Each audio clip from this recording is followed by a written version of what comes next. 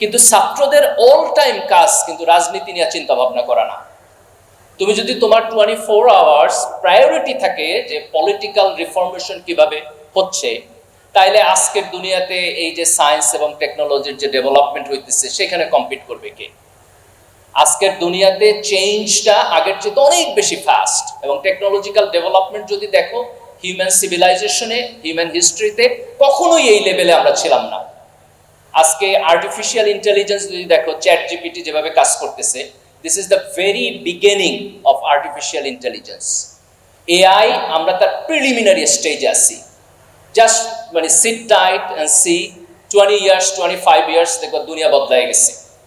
তো এই যে টেকনোলজিক্যাল পরিবর্তন যেটা হইতেছে, এই পরিবর্তনে তো আমাদের কম্পিটেন্ট হইতে হবে। আমরা যদি কম্পিটেন্ট না হই, আমরা অন্যদের সাথে প্রতিযোগিতায় পারবো না। তো এই স্কিল, এই সফট স্কিল, একাডেমিক স্কিল, এটা যদি আমরা তৈরি করতে চাই, তাহলে আমাদের পড়াশোনায় ব্যাক করতে হবে। আমাদের বিশ্ববিদ্যালয়গুলোকে ভালো পড়াশোনার জায়গা তৈরি করতে হবে। আনফরচুনেটলি আমরা এখন পর্যন্ত এমন একটা জায়গায় আছি যে আমরা এখনো ভয় পাই যে আমাদের রাজনৈতিক পরিবেশ ঠিক থাকবে কিনা, ক্যাম্পাসে আবার মারামারি শুরু হবে কিনা, ছাত্র সংগঠনগুলোর পিসফুল কোএক্সিস্টেন্স এটা ভাঙা যাবে কিনা, আমার ক্লাসরুমে আমার যথেষ্ট সাপোর্ট সিস্টেম আছে কিনা।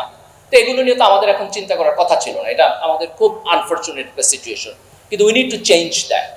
তো এই চেঞ্জের ক্ষেত্রে তোমাদের জায়গা থেকে যেটা করণীয়, সেটা হচ্ছে যে তোমার লাইফের যে প্রেশাস টাইম, এইটাকে ক্যাপাসিটি এবং কোয়ালিটি, পড়াশোনা, দক্ষতা, যোগ্যতা, এইটা বিল্ড আপের ক্ষেত্রে কাজে লাগাইতে হবে।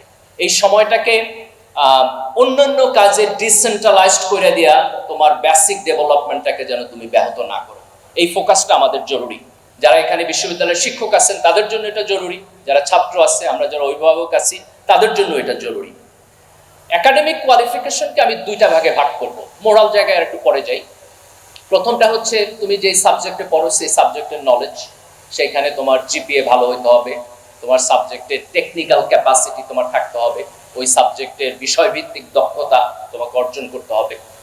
আর একটা প্যারালাল ক্যাপাসিটি, যেটাকে অনেক সময় আমরা সফট স্কিল বলি, এইটা অলওয়েজ মানুষের জন্য প্রয়োজন। যেমন ধরো তোমার কমিউনিকেশন স্কিল, তুমি কিভাবে আরেকজনের সাথে কথা বলো, তোমার পাবলিক স্পিকিং, যে তোমাকে যদি একটা বিষয় নিয়ে বক্তৃতা দিতে বলা হয় তাহলে তুমি এটা দিতে পারো কিনা, তোমার টিচিং ক্যাপাসিটি, এটা এক ধরনের কমিউনিকেশন। আমি তোমার ক্লাসে দাঁড় করায় দিলে তুমি ভালোভাবে প্রেজেন্টেশন দিতে পারো কিনা, তোমার ল্যাঙ্গুয়েজ ক্যাপাসিটি, তোমার ভাষার উপরে কথা বলাও যেমন ভাষা, তোমার ওয়ার্ডিং।